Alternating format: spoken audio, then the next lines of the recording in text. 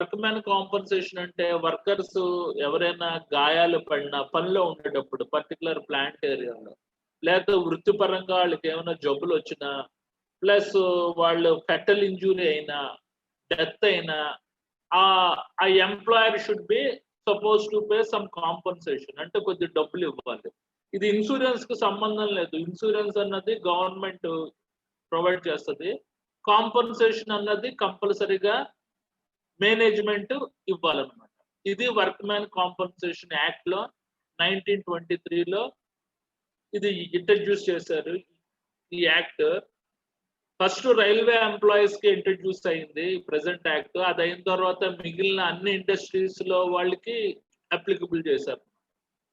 దీని గురించి చదువుకుందాం ఇవాళ. First point, the Workmen Compensation Act 1923 provides for the payment of the compensation to the workers and their families in case of industrial accidents and certain occupational diseases resulting in death or disability. అంటే ఈ workmen compensation act అన్నది 1923లో introduce చేశారు. దీనికి ఏంటంటే పరిహారం చెల్లించాలి. ఎవరికి? Workers కి లేదా వాళ్ళ యొక్క ఫ్యామిలీస్ కి. అంటే వర్కర్స్ చనిపోయినప్పుడు వాళ్ళ యొక్క డిపెండెంట్స్ కి ఇస్తారు. Like A mother or wife. ఏది వృత్తిపరంగా జబ్బులు వచ్చినా కూడా కాంపెన్సేషన్ అనేది ఇవ్వాలి. చనిపోయినా కూడా కాంపెన్సేషన్ ఇవ్వాలి. డిజేబుల్మెంట్ అంటే మనకి వైకల్యం వచ్చినా కూడా కంపల్సరీగా కాంపెన్సేషన్ ఇవ్వాలి. డిజేబుల్మెంట్ అనేది 2 రకాలు ఉంటది. Temporary total disablement, partial total disablement అని 2 ఉంటాయి. మీకు ఆ రెండిటి గురించి చెప్తాను. Second point, this act was amended in 1962. అంటే ఈ యాక్ట్ ని 1962లో సవరించారట. The minimum wages of the workers' compensation has been raised from 8,000 to 15,000 effective from 2020. అంటే మినిమం కాంపెన్సేషన్ క్లెయిమ్ చేసుకోవడానికి వర్కర్స్ యొక్క అర్హులు వాళ్ళ యొక్క salary according to the 1962 norms ప్రకారంగా 8,000 ఉండేది. ఇప్పుడు 15,000 చేశారు 2020 నామ్స్ ప్రకారం. Okay. Third point, the main objective of this act is that in case of employee injury, compensation to be provided to the injured workman and in case of his death to his family. అంటే workmen compensation act యొక్క ముఖ్యమైన లక్ష్యం ఏంటంటే ఒక వ్యక్తి గాయపడిన వాడికి direct గా అమౌంట్ పే చేస్తారు.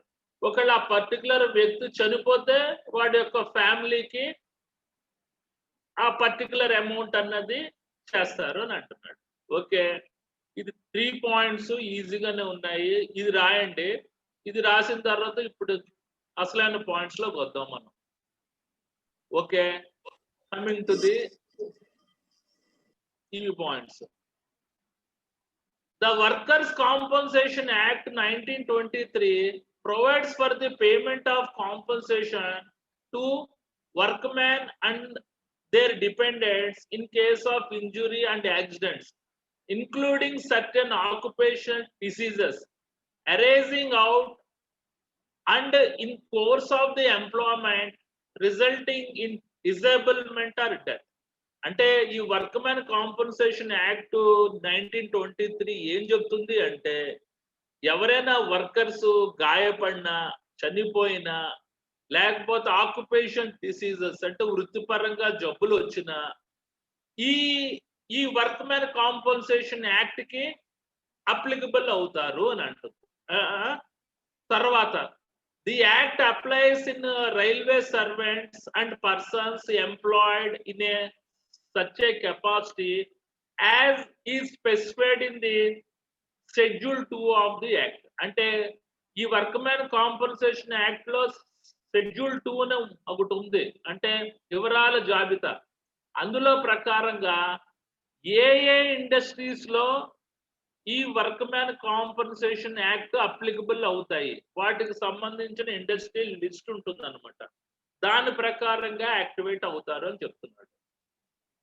These schedules include persons employed in the factories, mines, plantons, mechanically propelled vehicle, construction workers and certain other hazardous occupations. అంటే అందులో కొన్ని ఎగ్జాంపుల్స్ చెప్తున్నాడు. అంటే వర్క్మెన్ కాంపన్సేషన్ యాక్ట్ లో షెడ్యూల్ 2 లో ఉండే కొన్ని ఫ్యాక్టరీస్, అంటే అన్ని factories, almost all manufacturing factories, అంటే మైన్స్ లో పనిచేసే వర్కర్స్ కి, ప్లాంట్ టూల్స్ అంటే తోట పనులు చేసేటవాళ్ళు, మెకానికల్ ప్రొపెల్లర్ వెహికల్స్ అంటే హెవీ డ్యూటీ వెహికల్స్ ని ఆపరేట్ చేసేవారు, కన్స్ట్రక్షన్ వర్క్స్ అంటే నిర్మాణం సంబంధించిన పనులు, and certain other hazardous occupations, ఇతర ప్రమాదకరంగా వృత్తిపరంగా వచ్చే పనులు ఏవైనా ఈ తాలూకా షెడ్యూల్లో మనకి అప్లికబుల్ చేశారు అని అంటాం. Okay, right. తర్వాత థర్డ్ పాయింట్. ఈ 2 పాయింట్స్ ఈజీగానే ఉన్నాయి. ఇందులో మనకి ఇంట్రడక్షన్ లో ఈ 3 పాయింట్స్ రాసిన తర్వాత, ఇంట్రడక్షన్ అని రాసి 3 పాయింట్స్ రాసిన తర్వాత వర్క్మెన్ కాంపన్సేషన్ యాక్ట్ 1923 అని చెప్పి ఈ పాయింట్స్ వరుసగా రాయండి. తర్వాత the amount of the compensation is to be paid depends on the nature of the injury and average monthly wages and age of the workmen. అంటే జనరల్ గా పరిహారం ఏ రకంగా పే చేస్తారట, అతనికి కానీ లేదా పర్టికులర్ డిపెండెంట్స్ కానీ, ఆ తనకు తగిన వ్యక్తికి ఏ రకమైన గాయం తగిలింది, అది ఏంటంటే మన డిజేబుల్మెంట్ కి ఒక రకమైన కాంపన్సేషన్ ఉంటుంది, ప్లస్ డెత్ కి ఒక రకమైన కాంపన్సేషన్ ఉంటుంది, ఆక్యుపేషనల్ డిసీజెస్ కి ఒక రకమైన కాంపన్సేషన్ ఉంటుంది. అలాగా అది ఏ రకంగా చేస్తారంటే నేచర్ ఆఫ్ ఇంజురీ బట్టి అండ్ యావరేజ్ మంత్లీ వేజెస్, అంటే అతనికి వచ్చే శాలరీ ఎంత, అది కూడా క్యాలిక్యులేట్ చేస్తారట, and age of the work man, ఆ పర్టికులర్ ఐస్ ఉన్న వ్యక్తి. ఇప్పుడు జనరల్ గా ఒక 30-35 ఇయర్స్ ఉన్న వ్యక్తి ఇలాగా మనకి ఏదైనా హజార్డస్ యాక్టివిటీ చేస్తూ చనిపోయాడు అనుకోండి, కంపేర్ టు 55 ఇయర్స్ ఉన్న వ్యక్తి కంటే 35 ఇయర్స్ ఉన్న మనకి వ్యక్తికి కాంపన్సేషన్ ఎక్కువ ఇస్తారు. ఎందుకంటే అతని తాలూకా సర్వీస్ ఎక్కువగా ఉంది కాబట్టి. అంటే జనరల్ గా 55 ఇయర్స్ ఉన్న వ్యక్తి ఏదైనా చనిపోతే వాడికి ఇంకా 5 ఇయర్సే కదా మనకి రిటైర్మెంట్ టైం, ఆ ప్రకారంగా క్యాలిక్యులేషన్స్ ఉంటాయి. Okay, the minimum and maximum rates of the compensation payable for death. In such cases, it is paid to the dependents of the workman. అంటే ఆ వ్యక్తి కంపెనీ ఏదైనా చనిపోయాడు అనుకోండి హజార్డస్ యాక్టివిటీస్ చేస్తూ, వాళ్ళ తాలూకా డిపెండెంట్స్ కి ఇది అమౌంట్ ఇస్తారు, కాంపన్సేషన్ పే చేస్తుంది మేనేజ్మెంట్. అంటే వాళ్ళ తాలూకా డిపెండెంట్స్ ఎవరు, ఎయిదర్ వైఫ్ అయినా ఉంటారు, చిల్డ్రన్ అయినా ఉంటారు. And for the disability have been fixed and it is subject to the revision from time to time. ఒకవేళ అతను మనిషి డిజేబిలిటీ వచ్చింది, ఇంకా పనికి రాడు, ఆ టైంలో ఏంటి కాంపన్సేషన్ ఇంకా ఎక్కువ ఇవ్వాలి. అంటే కంపేర్డ్ డెత్ కంటే పర్మనెంట్ టోటల్ డిజేబిలిటీ, పర్మనెంట్ గా వైకల్యం వచ్చిన మనకు వ్యక్తికి కాంపన్సేషన్ ఎక్కువ ఇస్తారు. అది ఏ రకంగా ఇవ్వాలన్నది దాన్ని బట్టి మన తాలూకా సబ్జెక్ట్ బట్టి అది మనకి రివిజన్ అవుతూ ఉంటుంటది. ఓకే,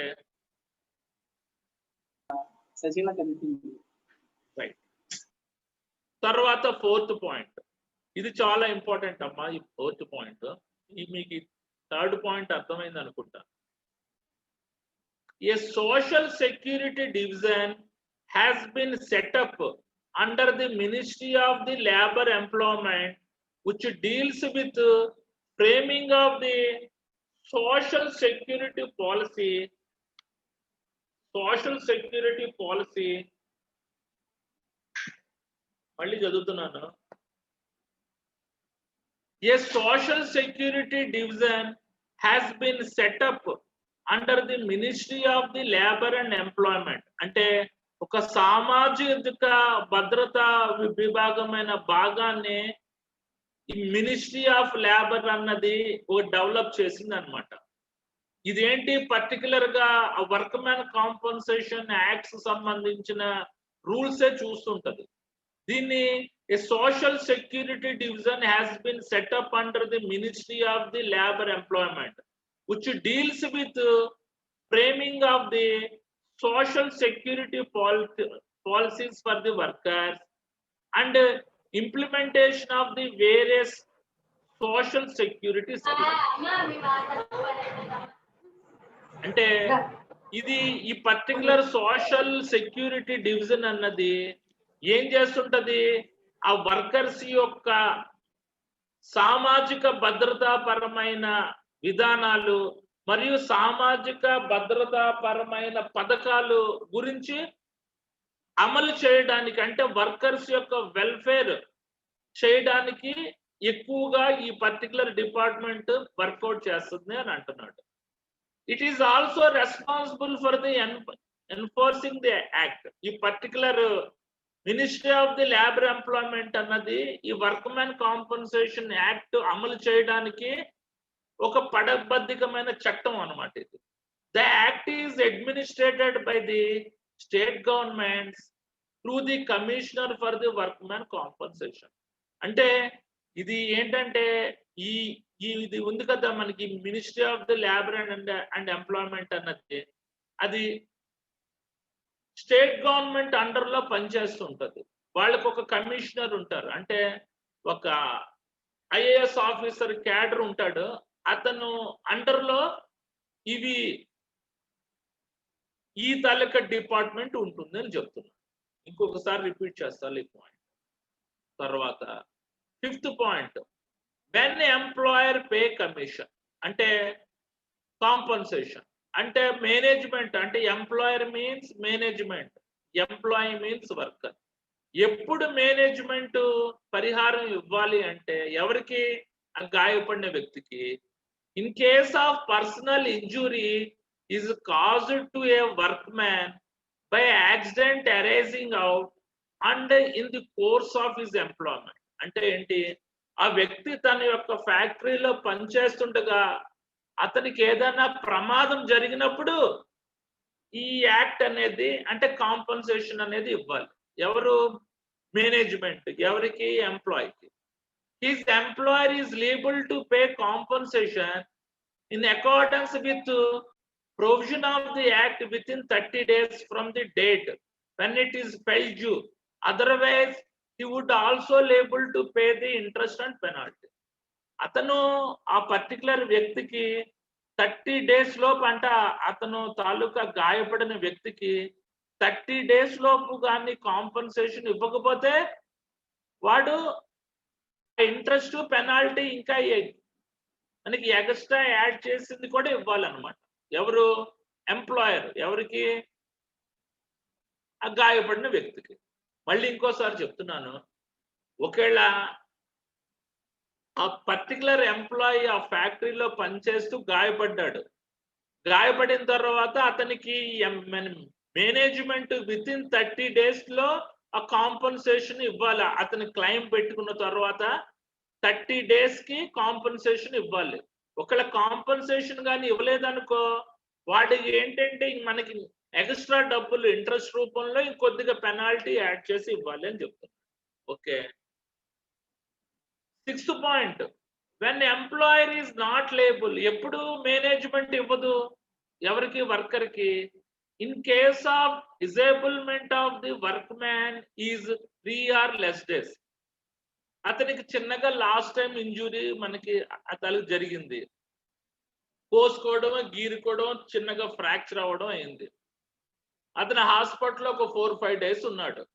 ఉండి మళ్ళా పనికి వచ్చేసాడు. అప్పుడు కాంపన్సేషన్ ఇవ్వక్కర్లేదు ఆ పర్టికులర్ వర్కర్ కి. అతని యొక్క మెడికల్ ఖర్చులు పెట్టుకుంటే సరిపోతుంది. ఎప్పుడు ఇవ్వాలి, except in case of death when the injury is caused due to influence of the drink or drug taken by the workman or upon his willful disobedience to obey the safety rules or removal of safety guards by him. అంటే workers తాగి వచ్చి పనిచేసిన, disobedience అంటే what is the meaning of disobedience, rules ని అతిక్రమించిన, plus ఆ safety rules కి వ్యతిరేకంగా పనిచేస్తూ గాయపడినా, ఆ మిషన్ యొక్క గార్డ్స్ తీసేసి పనిచేస్తున్నా, అప్పుడు గాయపడ్డాడు అనుకో, ఎంప్లాయ్మెంట్ మేనేజ్మెంట్ అన్నది రూపాయి కాంపన్సేషన్ కూడా నువ్వు పే చేయరు. ఎవరికి? వర్కర్స్ కి. ఇన్ కేసు ఒకవేళ చనిపోతే మాత్రం అది కోర్టుకెళ్తారు, ఎంతో కొంత అందులో మనకి 40% ఎంతో పెనాల్టీ ఇస్తారు. అంతే, అంతవరకే. అంటే వచ్చే కాంపన్సేషన్ లో 50% ఎంతో వస్తది. ఇన్ కేసు చనిపోతే. ఒకవేళ ఆడు గాని గాయపడ్డా, ఫెర్టిలిటీ మన పెద్దల ఇంజ్యూరీ అయినా రూపాయి కాంపన్సేషన్ ఇవ్వరు. అంటే ఎవరైనా వర్కర్స్ అన్‌సేఫ్ యాక్ట్స్ ప్రకారంగా గాయపడ్డారు అనుకో, వాళ్ళకి కాంపన్సేషన్ రూపాయి కాంపన్సేషన్ రాదు. ప్లస్ ఇన్సూరెన్స్ కూడా క్లెయిమ్ చేసుకోవడానికి అనర్హులు. అది మీరు జాగ్రత్తగా రాయాలి. అది మీరిచ్చే యాక్సిడెంట్ అండ్ ఇన్సిడెంట్ రిపోర్ట్ మీద ఆధారపడి ఉంటుంది. ఓకే. మళ్ళీ చదువుతున్నాను. వెన్ ఎంప్లాయర్ ఇది ఎప్పుడంటే జనరల్ గా కాంపన్సేషన్ అన్‌సేఫ్ కండిషన్స్ ద్వారా నార్మల్ గా మనకి చనిపోయి లేకపోతే ఫెటల్ ఇంజ్యూరీ అయినా కాంపన్సేషన్ వితిన్ 30 డేస్ లోపు ఆ పర్టికులర్ మేనేజ్మెంట్ అనేది వర్కర్ కి ఇవ్వాలి. ఒకవేళ మేనేజ్మెంట్ ఎప్పుడు ఇవ్వక్కర్లేదు, చిన్న చిన్న ఇంజురీస్ కి వాటికి కాంపన్సేషన్ ఇవ్వక్కర్లేదు. అంటే లాస్ట్ టైం ఇంజురీస్ కి. ఒకవేళ ఇన్ కేస్ ఆడు మన డ్రింక్ చేసి వచ్చి పడిపోయినా, మన గాయపడినా, అంటే సేఫ్టీ ప్రొసీజర్స్ కి వైలెంట్ గా పనిచేస్తూ మనకి గాయపడినా, చనిపోయినా employer will not suppose to pay single paisa. In case వీడేదైనా మన చనిపోతే మాత్రం ఎంతో కొంత పరిహారం ఇస్తారు. అది ఈ 2 పాయింట్స్ గుర్తుపెట్టుకోండి. తర్వాత ఇదమ్మా వెరీ హాట్. తలకు 7th పాయింట్ అన్నది గుండుగాయ లాంటిది. ఇందులో 3 సబ్ పాయింట్స్ ఉన్నాయి. ఇది జాగ్రత్తగా చదవండి. అమౌంట్ ఆఫ్ కాంపన్సేషన్ అంటే పరిహారం ఎంత ఇవ్వాలి. ఇన్ కేస్ ఆఫ్ డెత్ అంటే ఒక వ్యక్తి చనిపోతే an amount equal to 50% of monthly wages multiplied by the relevant factor or 50,000 whichever is more. అంటే పరిహారం 50,000 అయినా ఇవ్వచ్చు. వాడి మంత్లీ శాలరీని ఒక రిలవెంట్ ఫ్యాక్టర్ తోటి మల్టిప్లై చేస్తారు, సర్టెన్ ఫ్యాక్టర్ తోటి. అది ఎక్కువ వస్తే అది ఇవ్వాలి, లేకపోతే 50,000 ఎక్కువ వస్తే అది ఇవ్వాలి. అర్థమైందా? ఇన్ కేస్ చనిపోతే the amount is equal to 50% of monthly wage multiplied by the relevant factor. అంటే సర్టెన్ నెంబర్ తోటి గుణిస్తారు. అది వస్తే అది ఎక్కువ ఇస్తారు, లేకపోతే 50,000 అయితే 50,000 ఇస్తారు. Whichever is more.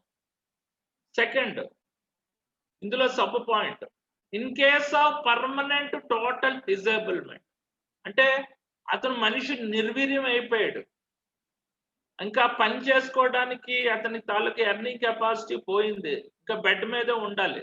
అలాంటి వ్యక్తికి 60% of monthly wage multiplied by the relevant factor. అతను బేసిక్ శాలరీలో 60% ఒక రిలవెంట్ ఫ్యాక్టర్ తోటి మల్టిప్లై చేస్తారు, లేకపోతే 60,000. ఆ రెండిట్లో ఏది పెద్దదైతే అది ఇవ్వాలి. Okay, right. In case of permanent partial disablement అంటే అతనికి ఒక చెయ్యో కాలో పోయింది పూర్తిగా. ఇది టోటల్ డిజేబుల్మెంట్ అంటే పూర్తిగా నిర్వీర్యం అయిపోవడం మనిషి. వాడికి 60,000 కానీ లేకపోతే సర్టెన్ రిలవెంట్ ఫ్యాక్టర్ తోటి మల్టిప్లై చేసి కాంపన్సేషన్ ఇవ్వాలి. మళ్ళీ ఇన్సూరెన్స్ కూడా వస్తుంది వాడికి. ఇన్సూరెన్స్ కొన్ని లక్షల్లో వస్తుంది. ఓకే, అది పక్కన పెట్టండి. ఈ కాంపన్సేషన్ అన్నది మేనేజ్మెంట్ ఇవ్వాలన్నమాట కంపల్సరీగా. In case of permanent partial disability occurs then the compensation is proportional to the disability arrived at 2 above. అంటే ఒక చెయ్య కాలు పోయినా ఇది సెకండ్ రూల్ అనేది వర్తిస్తుంది అని అంటున్నాడు. అంటే in case of temporary total disability అయినా, పర్మనెంట్ టోటల్ డిజేబిలిటీ అయినా, that compensation should be 60,000 or 60% of monthly wages multiplied by the relevant factor. ఈ రెండిట్లో ఏదైనా అవ్వచ్చు. ఓకే, నెంబర్ 8 ఏంటమ్మా మనకి నోటీస్. ఏ రకంగా నోటీస్ ఇవ్వాలి? An injured person or his dependent have to give a notice to the employer to pay the compensation. నువ్వు గాయపడ్డాడు, చనిపోయాడు ఒకడు, వాళ్ళ తాలూకా ఫ్యామిలీ మెంబర్స్ వితిన్ 2-3 రోజుల్లో నోటీస్ ఇవ్వాలి. నోటీస్ ఇచ్చిన తర్వాత ఆ మేనేజ్మెంట్ ఆలోచించి 1 మంత్ లోపు వాళ్ళకి కాంపన్సేషన్ ఇస్తారు. ఆ డిజేబుల్ వ్యక్తికి, చనిపోయిన వ్యక్తికి నోటీస్ ఇవ్వందే ఎట్టి పరిస్థితుల్లో క్లెయిమ్ రాదు. మా వర్కర్ చనిపోయాడు, మా అబ్బాయి చనిపోయాడు, మీరు ఎంతో కొంత కాంపన్సేషన్ ఇవ్వండి అని చెప్పి వాళ్ళ మదరో వాళ్ళ వైఫో అర్జీ పెట్టుకోవాలి. అర్జీ పెట్టుకున్న తర్వాత దానికి ఒక సపరేట్ ఫార్మ్ మీద రాసి అర్జీ పెట్టుకోవాలి. పెట్టుకున్న తర్వాత వాళ్ళ కాంపన్సేషన్ వితిన్ 30 days లోపు ఇవ్వాలి. ఒకవేళ ఇవ్వలేదనుకో ఇంట్రెస్ట్ ఇంకా ఎక్స్ట్రా పెనాల్టీ కూడా ఇవ్వాలి. అంటే క్లెయిమ్ అంటే ఏంటి? దావా వేయడం. ఎప్పుడు దావా వేస్తారు? ఆ వర్కరు అన్సేఫ్ యాక్ట్ ద్వారా చనిపోయాడు, వీళ్ళు మేనేజ్మెంట్ మేమేమో అంటుంది, ఎందుకు మీ ఓడు డిసొబీడియన్స్ గా ప్రవర్తించాడు, సేఫ్టీ రూల్స్ కి వ్యతిరేకంగా ఉన్నాయి మొత్తం norms, we are not suppose to give any single paisa అన్నాడు అనుకో, వాళ్ళ తాలూకా డిపెండెంట్స్ వెళ్ళి ఈ తాలూకా వర్క్ మ్యాన్ కాంపన్సేషన్ ఉంటుంది కదా, లేబర్ ఆఫీస్ లోకి వెళ్తారు. వెళ్ళి అక్కడ అర్జీ పెట్టుకుంటారు. అర్జీ పెట్టుకున్న తర్వాత ఆ తాలూకా పర్టికులర్ అసిస్టెంట్ కమిషనర్ అయినా అయి ఉండొచ్చు, లేకపోతే కన్సిలేషన్ ఆఫీసర్ అంటే సంబంధిత అధికారి వాళ్ళిద్దరిని పిలిపించి మాట్లాడించి ఎంతో కొంత కాంపన్సేషన్ మన తాలూకా మేనేజ్మెంట్ నుంచి వాళ్ళకి ఇప్పించేటట్టు చూస్తాడు. ఇదన్నమాట క్లెయిమ్ యొక్క points. Upon the failure or refusal of an employer to give the compensation, management ఎప్పుడు ఒప్పుకుంటుంది? అన్సేఫ్ యాక్ట్ ద్వారా మనకు చనిపోతే